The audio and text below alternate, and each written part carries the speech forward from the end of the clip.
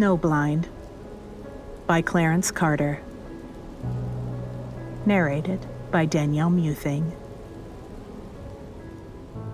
Crystalline snow covered the road as Mila Parker's Cadillac slid up the mountain.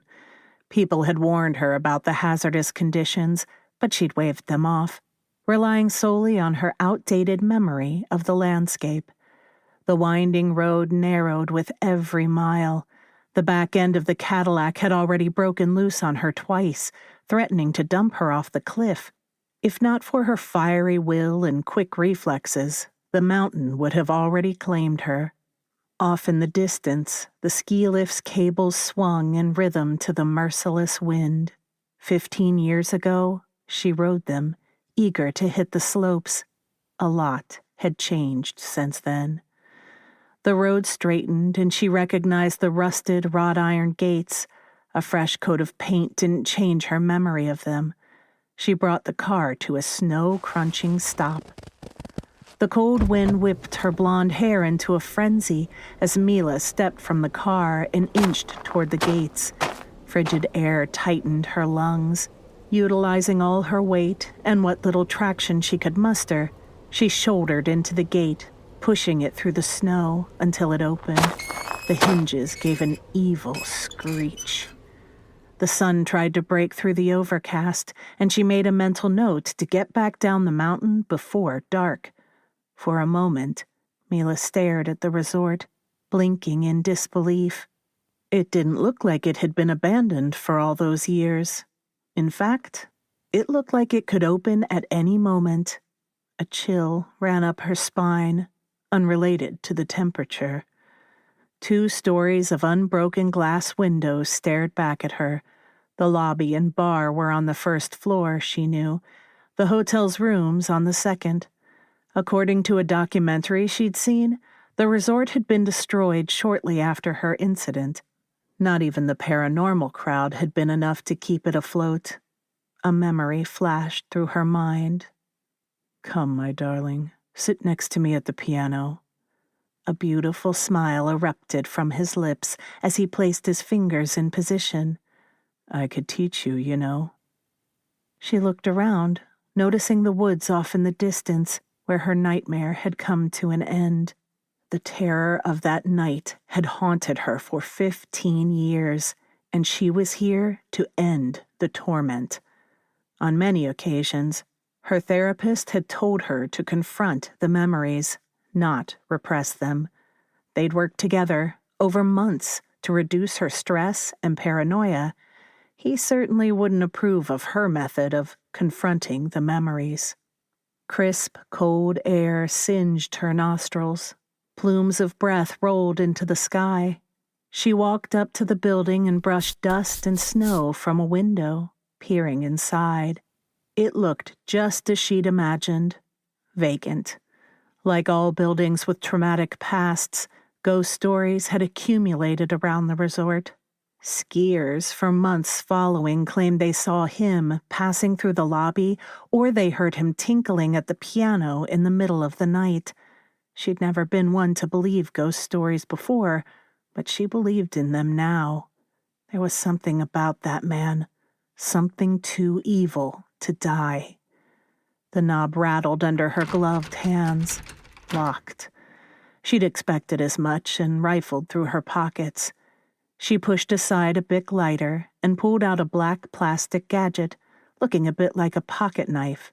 She unfolded it, exposing grooved edges, and then slid the steel piece into the lock. After moving the pins up and down while applying rotational pressure, she heard a slight click. She turned the knob, and the door crept open. As she stepped through, the wind grabbed the door and slammed it shut. "Jesus!" she shouted, looking over her shoulder. With a hand clutched to her chest, Mila tried to catch her breath. She kicked the snow off her boots and looked toward the bar. It didn't have that beautiful fluorescent light that had once illuminated the bottles. The only bottles still on the shelves were 3 jars, each filled with a clear liquid. All the decor, including the deer heads, were gone. It looked pitiful. Stacks of wood that used to sit before the fireplace were gone. The love seat, which had once faced the fireplace, was also gone. Confront the memory. They'd sat on that couch, watching the fire flicker, telling stories. They'd sat together at a piano, too. Little scraps of memories came and went, the ones she hadn't repressed. The smooth contours of his face came back to her, his charm, his charisma, and his prize-winning smile. She'd spent a lot of time trying to forget.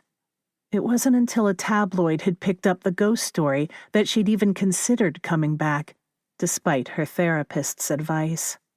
An old table sat only feet away from the bar, with 2 rickety chairs. If it had been in better shape, the looters might have taken it, too. It had a thick layer of dust. As her eyes surveyed the remains of the lobby, she saw the piano, which had buckled under duress. One of the legs had broken, and it leaned heavily. An image of him sitting behind it, cracking his knuckles and preparing to play, flashed through her memory. The wind rattled the panes, swirling clouds of snow from the roof. A scratching noise startled her. With bated breath, she moved closer, mindful of her steps. When she moved around the bar and stared down at the floor toward the source of the scratching, she saw 2 rats chewing on a beer box. Their beady eyes looked up at her in surprise, dropping bits of cardboard from their tiny hands. They fled, plump little tails snaking behind them. Mila shivered, and chills ran up and down her spine. She imagined one of them on her face and began to spiral into panic. Its tiny squeaks and gnawing, even in her imagination, seemed so loud and real. She tried to comfort herself. It's freezing outside. Of course the rats came in to stay warm. She closed her eyes on the resort's dilapidated interior and tried to regroup. She performed a simple breathing technique her therapist had shown her, removing her gloves and shoving them into her coat pocket. That man, that bad man they'd made the documentary about, had been charming.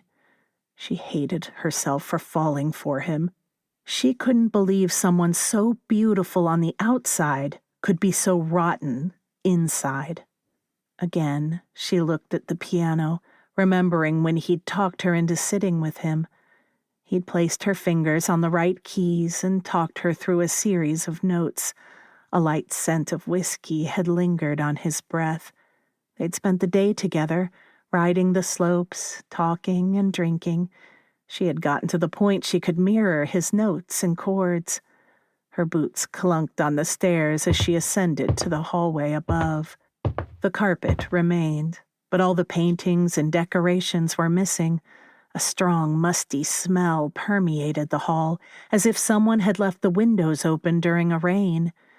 All the beds and other furniture had been removed from the rooms, only trash and coat hangers left behind, scattered on the floors. She stood, staring at the number plate of her room from so long ago, and heard rats scurrying in the walls. She drew in and released a shaky breath, trying not to scream. She pushed open the door. It looked exactly as it had when she'd stayed there, minus the furniture, of course. The carpet was the same deep maroon, and the curtains were that bizarre white flowery pattern she remembered. Aside from peeling a bit in the damp mountain air, the wallpaper hadn't changed either. If not for the documentary, she wouldn't have known he'd stayed in room 11. She crossed the hall and stopped outside his room, taking a deep breath. Her hand shook as she reached for the door. As it swung open, a loud screech pierced her ears. Mila fell backward, landing on the hallway floor as a bat fluttered out. Other than her pride, she wasn't hurt. The bat flapped and screeched before flying into a different room. She got up, dusted herself off, and tried to catch her breath. Cautious of another bat, she stepped inside. The room looked relatively normal, but didn't feel that way. Mila couldn't shake the feeling that someone was watching her. Outside the window, she saw the woods where her terror had ended, and she half expected to see him standing there. As she stepped back into the hall, a loud bang sounded from the first floor. Her heart hammered as she considered the police had arrived. She hadn't yet done what she'd come to do. At the end of the hallway stood a window, which she used to check the road for tire tracks. There weren't any cars in the lot, and nobody had followed her. Carefully, she moved downstairs, taking each step silently. The possibility of another bat hurling itself toward her lingered, and she tried to shake the thought. The bottom stairs squeaked under her weight. A popping and crackling, unrelated to the stair, caught her attention. She paused, curious, and the smell of smoke struck her. A fire. She stepped off the landing and, much to her surprise, the fireplace popped and hissed. Firelight danced on the lobby walls. Unarmed and afraid, Mila searched for a weapon but found nothing. "Hello?" she called into the lobby. "Is someone in here?" Not even the rats responded. Another blast of wind rattled the windows and she jumped. The warmth emanating from the fire felt nice. As she looked closer, she noticed there weren't any logs or paper, only a waving and flickering orange flame, burning without visible fuel. Smoke rolled up and disappeared into the chimney. She listened carefully. Someone had started the fire, and she wanted to know who. Every tiptoe felt like an hour as she worked her way toward the door. Again, she looked out the window, but found nothing. She crept around the side of the bar, hoping to catch an intruder squatting there, but nobody was there. The two half-empty jars sat on the shelf. Her curiosity got the better of her, and she grabbed one, looking for any indication as to what was inside. Nothing. As she tipped it up to look at the stuff in the light, she saw something moving in the reflection. A black mist mirrored behind her, and she dropped the jar, shattering it in an instant. Mila swung around and saw nothing. An acrid stench of alcohol filled the air. Her eyes darted around the lobby in search of the black mist. She couldn't find a trace.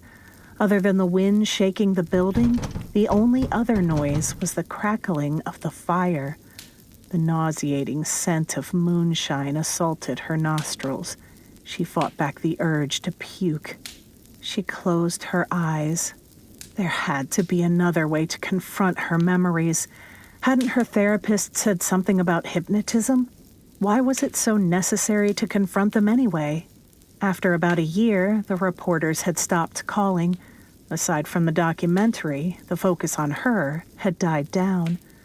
When she opened her eyes, she noticed something had changed. It wasn't apparent at first, but after serious consideration, she looked at the piano. It wasn't slanted over like it had been before. Now it stood upright and looked new. The buckled leg was fully intact. Mila rubbed her eyes until she saw spots. It didn't revert to its broken state. She stood tall and squared her shoulders. It was time to leave. She ran to the door, but the handle only rattled in her palm. Again, she tried to turn the knob, but the door wouldn't open. A slow sliding sound came from the far side of the room, raising goose flesh.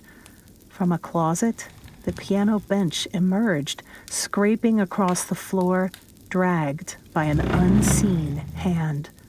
Her heart galloped, and she tried the door again, but the handle still wouldn't give. She turned to the window and tried to open it, too, but to no avail. The ear-piercing noise continued as the bench inched its way across the lobby, stopping before the piano. A deafening silence then filled the room, and she couldn't do anything but stare. That's when an impression pressed into the bench's cushion, as if someone had sat down. She watched closely as a handprint pressed into the cushion. Once, twice. "Come, my darling, sit next to me at the piano." Her feet had become cement, and she couldn't move. As she stared at the bench, she got weak in the knees and thought she might collapse. Her mind tried to scurry away, just as it had in the woods. She had to fight to stay in the moment. Enough was enough. No longer would she allow him to plague her dreams or torment her future. A blast of deep notes resonated from the piano, followed by a run of light, tinkling notes. Mila rubbed her eyes furiously, trying to wake herself from a nightmare.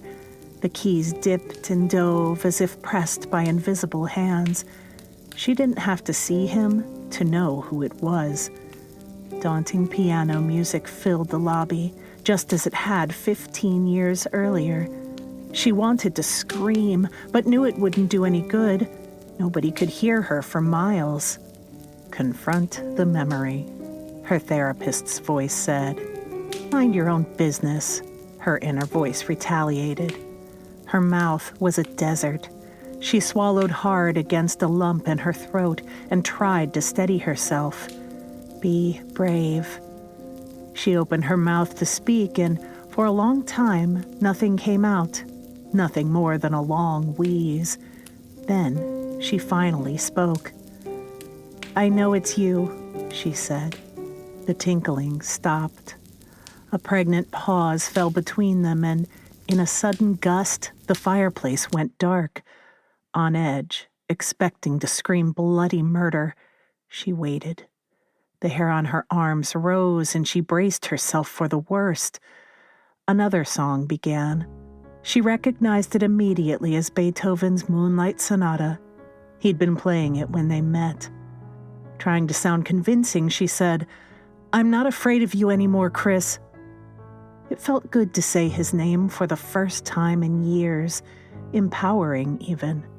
The music stopped, and the cover of the piano slammed shut. Mila gritted her teeth. "Show yourself to me, coward!" The bench scraped the floor, moving back only inches. A fire reappeared in the fireplace. A transparent young man appeared before her, dressed in the flannel he'd died in. A red splotch drenched his breast pocket, where she'd stabbed him with an icicle. Incredibly handsome and sinister, he looked exactly as he did in her nightmares. He sneered. "You have a lot of heart to come back here." She inched her foot to the right. He cocked his head sideways, curious. The tip of her sneaker slid further. "I know about the 8 women you killed." He took a step closer. "It's just too bad about us not working out." Mila took a tentative step toward the bar. He grinned. "We could have been great together." The thunderous beat of her heart pounded in her temples. Every breath felt like her last. His signature black hair, now translucent, flickered in firelight. Those dead shark eyes stared back at her. The award-winning smile was gone. She backed up against the shelves behind the bar, afraid of taking her eyes from him. She stole a glance at the 2 remaining jars. They were in reach. All the memories they'd shared came flooding back. The sweet nothings he'd whispered into her ear, the way he'd laughed at his own jokes, the lingering scent of whiskey on his breath, and the way he'd played piano, unlike anyone she'd ever met. He'd backed her into the corner. "Where are you going to go now?" he asked. She whirled around and snatched the first jar. She threw it at him, and it passed through his body, breaking on the floor, scattering glass everywhere. He turned around to look at the damage she'd caused, giving her a second to sink her hand into her pocket. He howled in laughter. "Stupid girl, you can't kill me." His face closed to within inches of hers. "I'm already dead."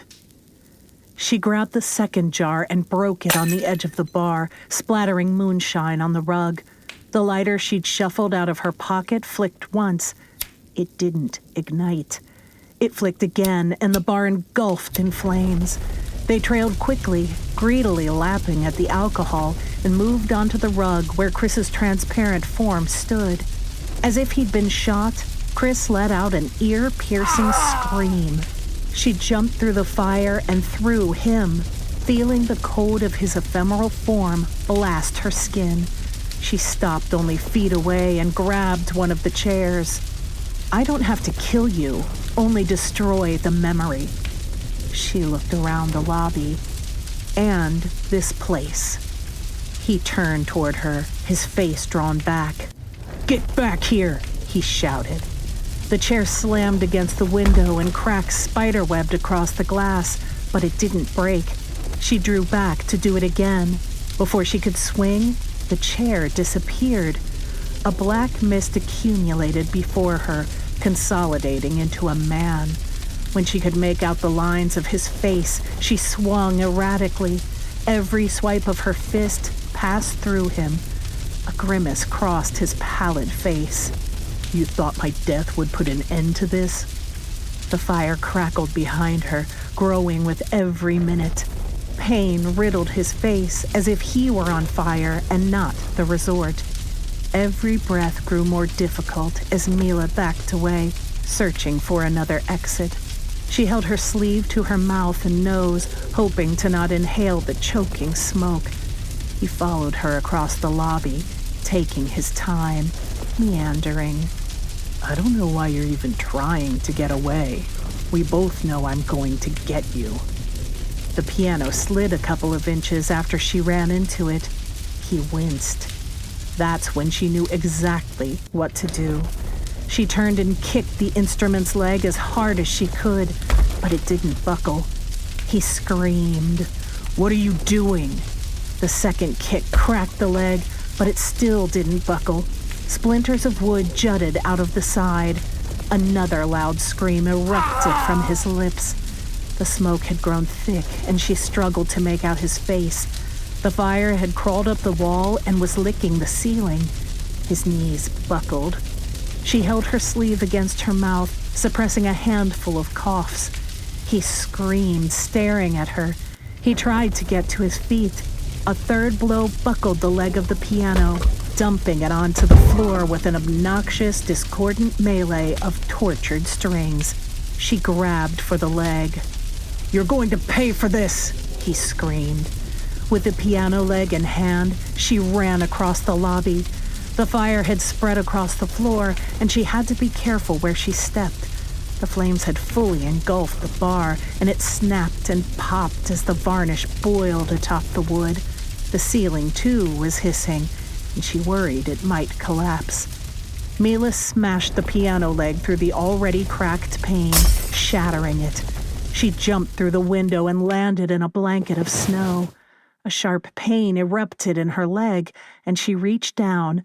A broken shard of glass protruded from her skin, and without a second thought, she pulled it out. The familiar trickle of blood running through her fingers reminded her of the icicle she'd used to jab into his chest. She'd been roofied and dragged out into the woods, but she'd been just conscious enough to know what to do. There had been a long, thick dagger of ice hanging from a nearby tree, just sharp enough to save her life. Smoke rolled from the lobby's shattered window. Chris stood in the window pointing at her and screaming threats. As the flames grew higher, his opaque presence grew thinner. He became increasingly transparent as the fire climbed the walls and spread to the second floor. She dragged herself backward toward the Cadillac and managed to gain her feet. The Cadillac skidded during her mad dash back down the mountain. She'd managed to wrap her jacket around the wound and slow the bleeding. In the rear view, she saw plumes of smoke rising from the resort. Her shoulders relaxed and her tension eased.